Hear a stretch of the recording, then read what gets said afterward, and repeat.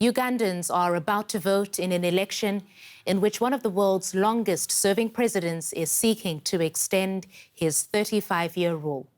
Uganda's president has seen 6 US counterparts come and go. It's 35 years since he took power. But now, Yoweri Museveni is facing his biggest challenge in decades. It comes in the form of a charismatic young opposition candidate with his sights on victory in Uganda's 2021 elections. Robert Kyagulanyi Sentamu is a pop star turned politician. His fans know him by his stage name, Bobi Wine.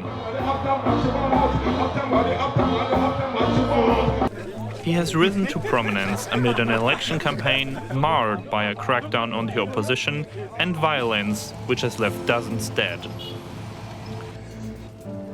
The self-styled ghetto president wants to win Uganda's most turbulent election in decades. Jagala mubeere ne president nga mukwano gwammwe nga kyali wammwe. Jagala mubeere ne president nga ssaamu ekitiibwa bamaama ne bataata baffe. Jagala mubeere ne president nga amanyi ebizibu byammwe. Nze mmwe munkuziza nkulidde mu maaso gammwe nga mundaba. But the leader, Bobi Wine, wants to unseat, still enjoys high levels of public support, despite his increasingly authoritarian approach. Yoweri Museveni took power as a young rebel leader in 1986. Since then, he has won 5 elections, but observers have cast doubt on whether they all have been free and fair. Museveni is campaigning as the stability candidate. As president, he helped to lift millions out of poverty and to limit the spread of HIV. He says he is the candidate who will keep Ugandans safe. President Museveni akoze ebintu bingi, akoze enguudo, akoze amasomero, n'ekirwadde kino ekizze ekya COVID-19. Abantu balowooza nti ekirwadde tekiriiyo, naye ekirwadde gye kiri, akigezezzaako President Museveni okukiwonya. Ky'ova olaba twongedde okumujanjawaza, twongedde okumuwagaliza bannakampala, ate tukakasa President Museveni wano mu Kampala agenda kuwangula. But opposition to Museveni is growing.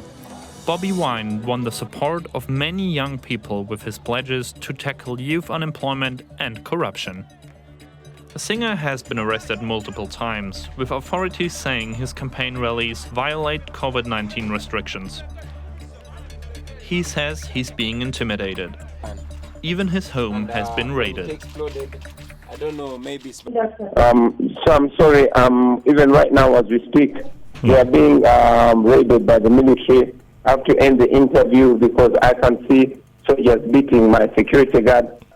The arrests have enraged his supporters. After he was arrested in November, protests followed and 37 people died as police violently dispersed the crowds. The crackdown helped Bobi Wine to style himself as a radical challenger to an authoritarian leader, despite being thin on policy details and lacking in experience. But even if Wine doesn't win, his campaign will have severely weakened the incumbent. With dozens already dead, there are fears more instability and more violence could be on the way.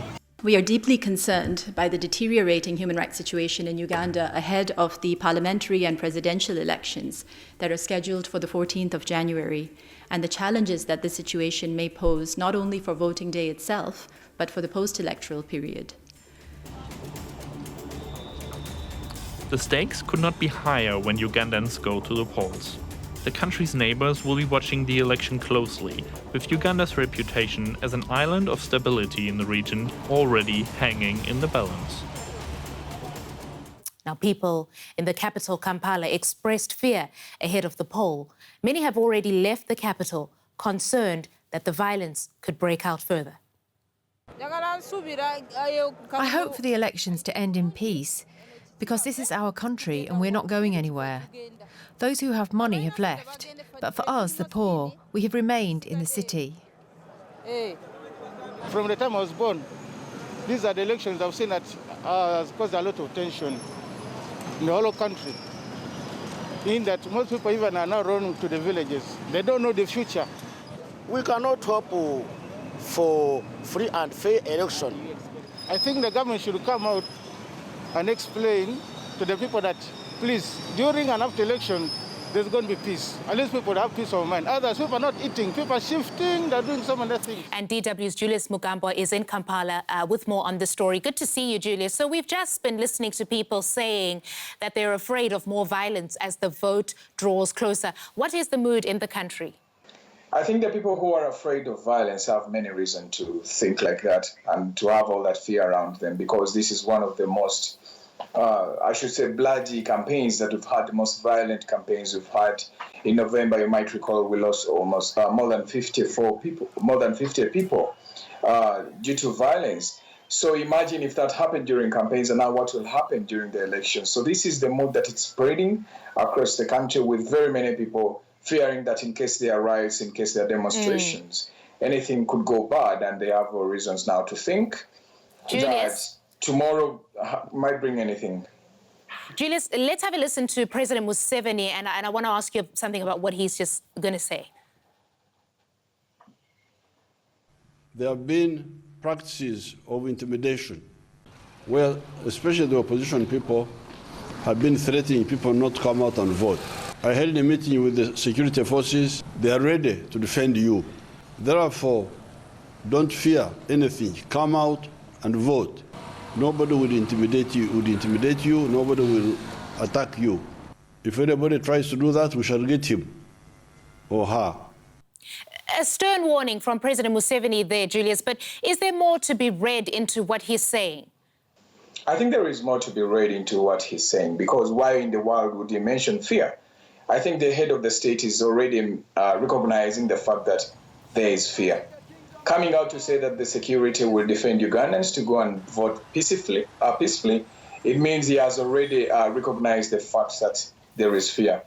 Now, what many Ugandans, how many people are interpreting this, is that tomorrow's election is very likely not to be like the usual elections that we've had in the last 4 rounds. So tomorrow is likely to be a very, very different election.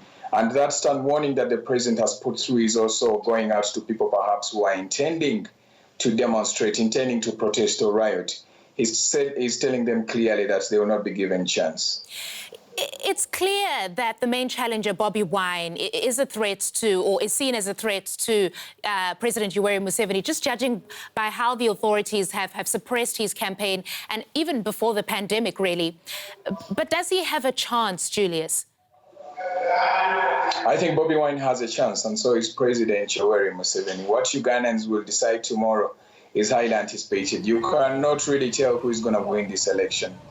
Bobi Wine, yes, has a chance because he's been calling out young people to give him a chance to vote tomorrow. And if they really vote like he has been asking them to, like they've been promising him, then he has a chance. But also on the other side, very important to note that President Yoweri Museveni has also been busy campaigning, and his support for all these years cannot be taken for granted. So both candidates have a chance, I should say. Do people in Uganda think that the election will be free and fair? About being free and fair, yeah, there are some Ugandans who think that the election will be free and fair, but the opposition for a very long time, by the way, not just in this election. They've made it clear that they do not have confidence in the Uganda's Electoral Commission, and this is the body that is organizing the election tomorrow. But regardless of them saying that they do not have confidence in the Electoral Commission, they've called on their people not to sit back home, to go in big numbers and turn up to vote. So talking about free and fair also goes to where does someone fall when it comes to the political divide. Those supporting the government will tell you clearly that this is the election to go for, and those against the government will tell you that it is unlikely that the election will be free and fair. All right, that's Julius Mugambwa reporting in Kampala for us. Thank you, Julius.